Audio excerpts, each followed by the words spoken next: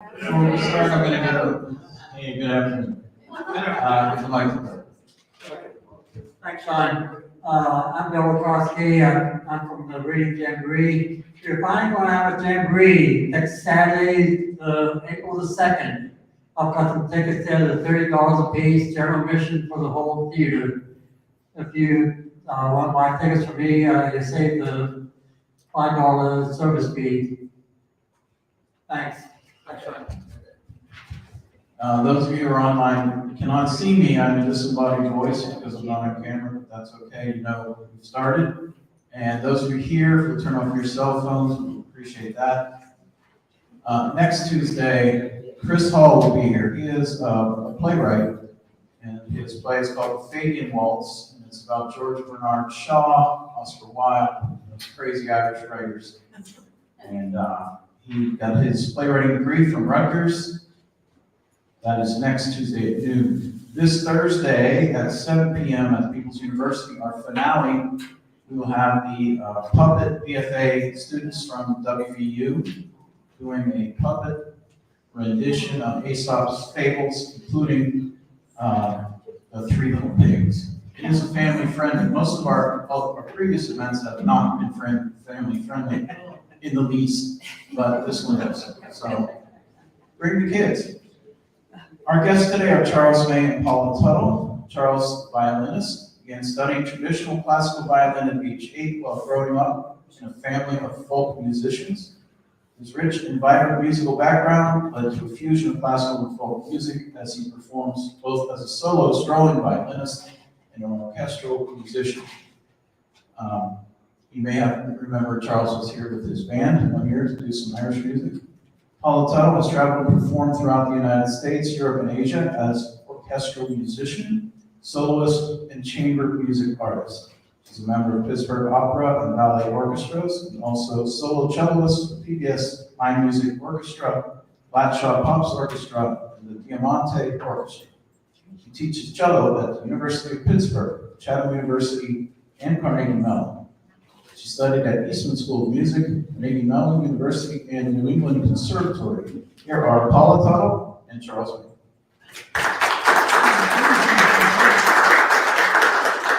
Well, thank you for having us. This program is very nice. It's nice to have the arts encouraged in the community, and it's great to have the program. What you're going to see today is sort of a synergy. Paula and I played together one-on-one kind of for the first time back in December, and we hit it off musically. So you're going to see some of the product of that. We have a lot of arrangements of good material for cello and fiddle. We're doing things that are outside the range of our formal training. These are folk pieces, these are Irish, Celtic things, but they're also rich compositions. So I hope you hear a lot of the Celtic melodies that we'll play.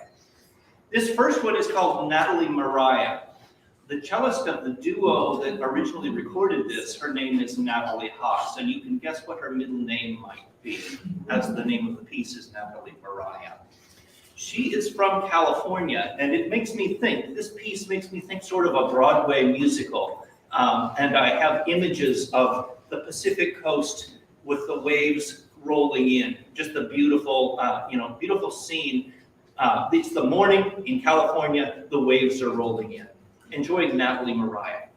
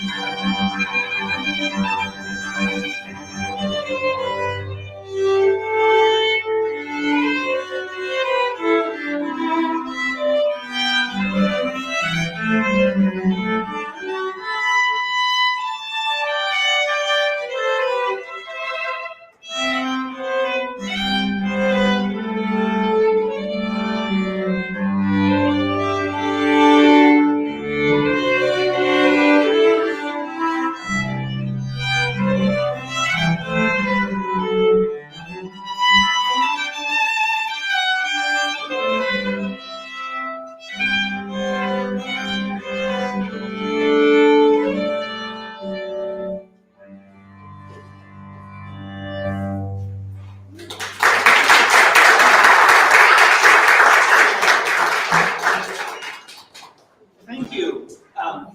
If you will notice, Paula is not playing the way a cello would customarily play in classical genre. She's more like a guitar or a drum or whatever role might provide the rhythmic backup. And that will especially speak in this next piece called Salamanca. So this is written by the same composer, Alistair Fraser, and the setting here is not the Pacific beach. This is the beaches of Spain. So Salamanca, I guess, is an island or right on the coast. And so imagine a nice, lazy summer on the coast of Spain.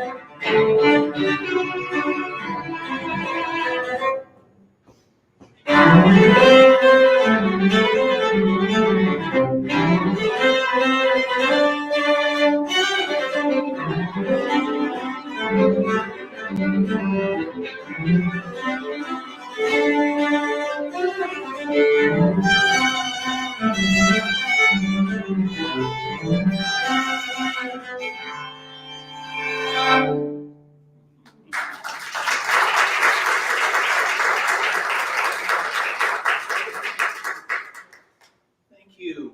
This next piece was written by Roger Talruff, who's in a Swedish band called the Vasa. And it's called Josephine's Waltz. So this will, if your heart got beating fast for that last piece, we'll slow it down a little bit and think of dancing a nice waltz. The instrumentation being Swedish, I want you to think of the Swedish folk instruments. A nyckelharpa is a keyed fiddle, has lots of droning sounds. And you can also think of a hurdy-gurdy, those droning sounds of the folk instruments. Think of those as you listen to this arrangement of Josephine's Waltz. And Paula gets to introduce this to you.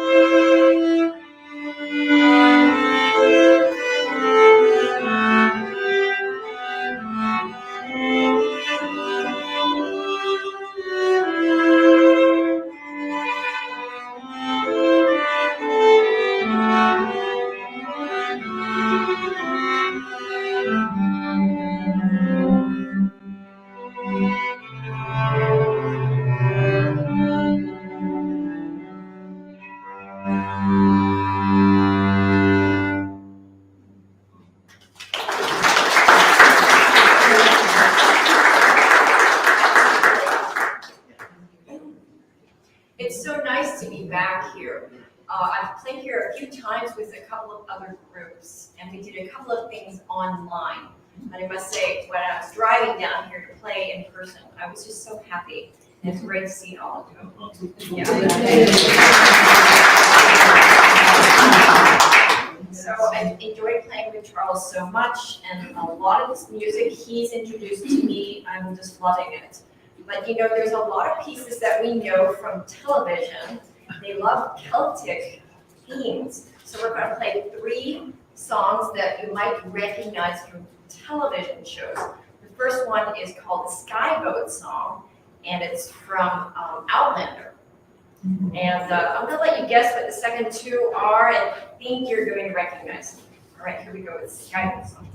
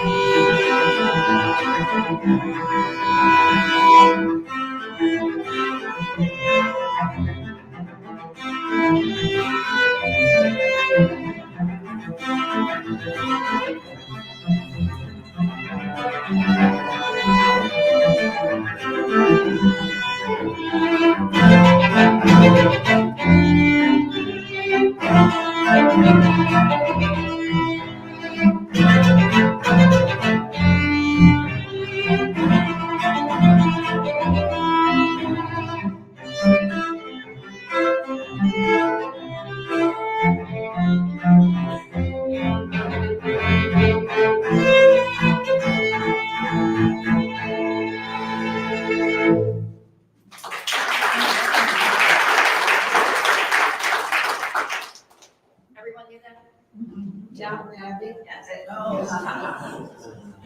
I'm hearing more and more of the train in that one. Yeah.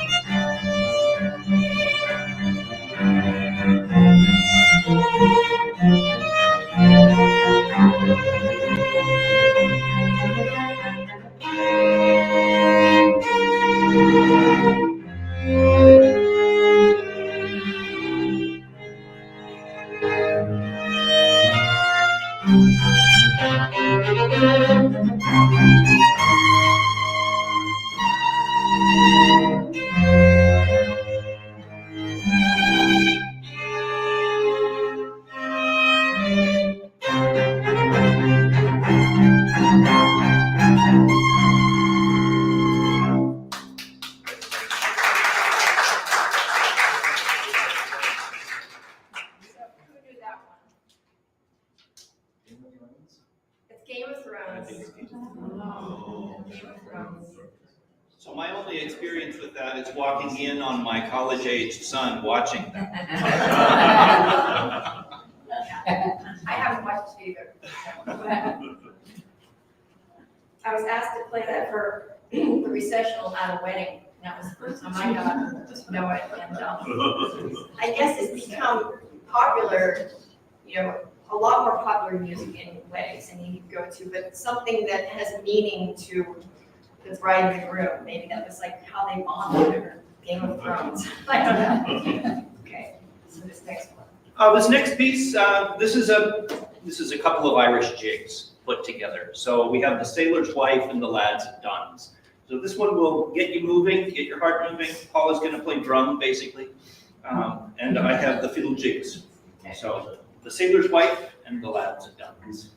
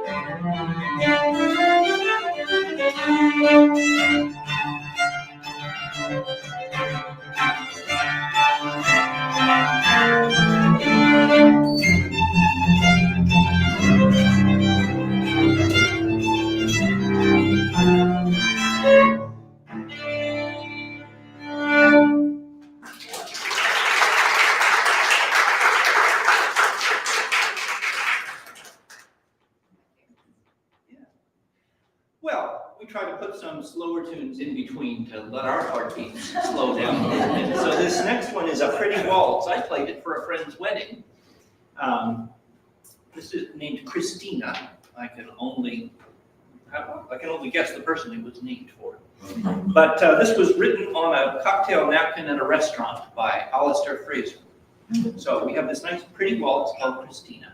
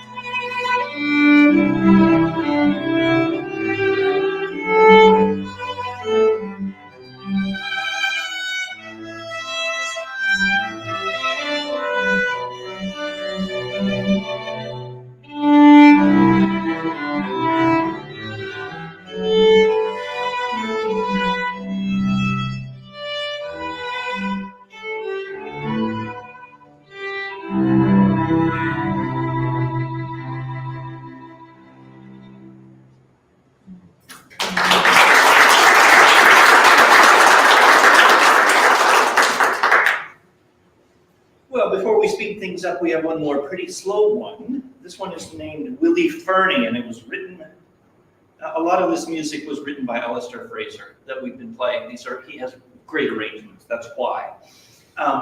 There are a lot of these tunes, if you notice, there's a Scottish feel to them rather than an Irish feel. If you get to the point that you can distinguish between the two, then tell me. There actually is a bit of a difference. And we will play some very obviously Irish tunes at the end of the session, but a lot of what we've been playing are more Scottish tunes. This one is not necessarily so traditional. Alistair Fraser had a classical training on violin, and this is sort of an homage to his teacher, Willy Fernie. So it's meant to sound like a little bit of a classical piece. So Willy Fernie.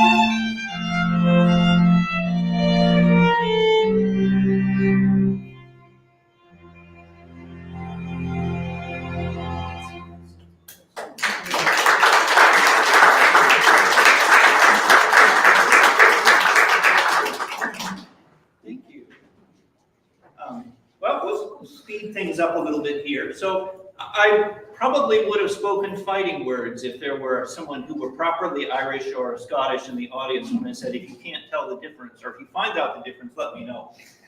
People do defend those sorts of things.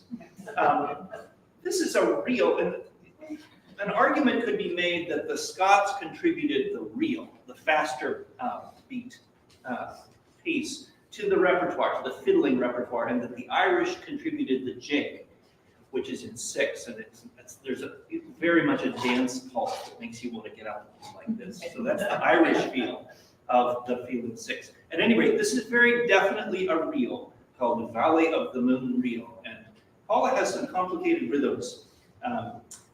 When I don't find the difference between the two styles, I basically say, it's good music. I like listening to it, I want to play it. And I hope you get some energy out of our rendition here of Valley of the Moon.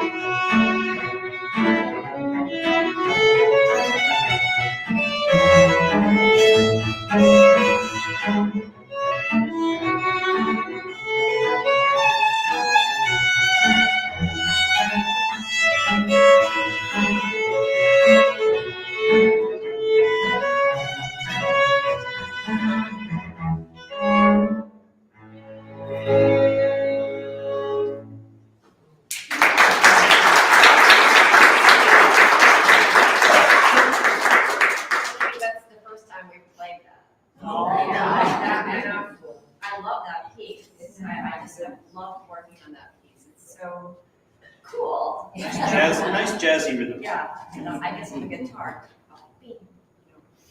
So, yeah, I've enjoyed, I just want to ask a question. Who here has been to Scotland? Anybody? Scotland, yeah. Have you been to Scotland? I have not been to Scotland. Are you Scottish? I am Scottish and Irish and German I'm Irish. and Lithuanian. But I hope that this is helping you feel, the love of music that obviously they have in Scotland and Ireland. I have just enjoyed working on this so much. This next piece is something that, again, Charles introduced, and he transcribed it because he couldn't find it. I'm a classical musician. A lot of times when Charles plays by himself, he doesn't play off of music, but I have to play off music. And I aspire to one day be able to play this stuff without music, but for now, I'm staring at my music where really, usually, even if you see videos of these people, they're not playing off the music, but it's just being nice playing with music with me. Why don't you tell them about this piece? Well, I don't know a whole lot about it, except that I've been, COVID has affected everyone. And what I started doing as far as a traditional musician is concerned is I found these online jam sessions. And the one that I found that I liked the best was one sponsored by the Boston Scottish Fiddle Club. And one of the leaders of that session, who's an excellent fiddler, her name is Katie McNally. And she played this at one of those jam sessions, and I just loved this song. And I went out and I found Duncan Chisholm, who's the actual composer of the piece, and he plays this piece with an orchestra, and it's got a wonderful background. At any rate, I heard this song from Katie McNally at a jam session online, and decided I had to learn it. And so it's become part of my weekends. Often on Saturday morning, I'll wake up and just start transcribing tunes out of a fiddle session. So that's my Saturday morning, oftentimes. And this is the product of COVID in that sense. Holding up in the house and transcribing tunes that I learned online. Okay. Farley Bridge is the name of this piece.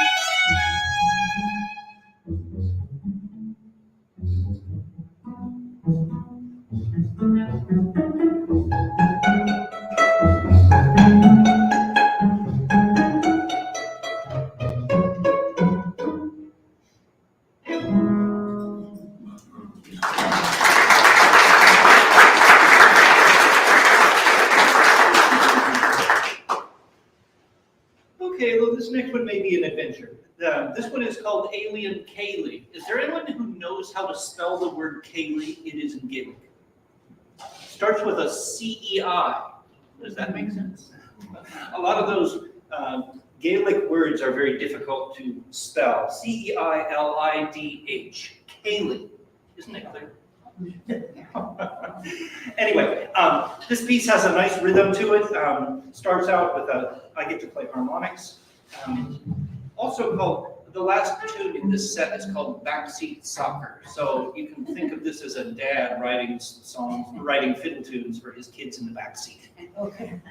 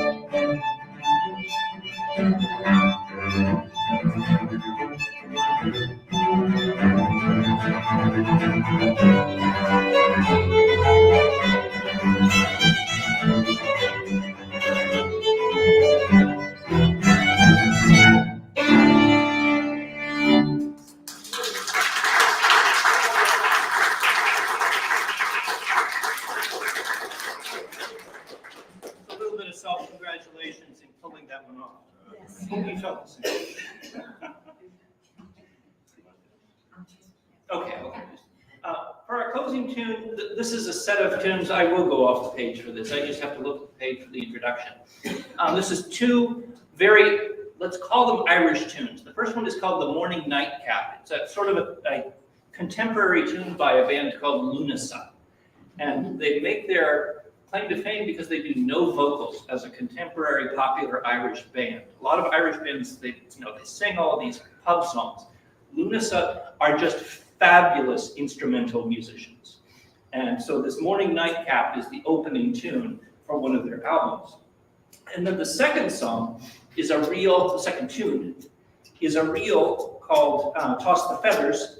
And the version that I just learned off of the internet yet again, by a band called The Corrs. So very Irish, and they have a very rhythmic feel to what they play. So here we go, The Morning Nightcap and Toss the Feathers.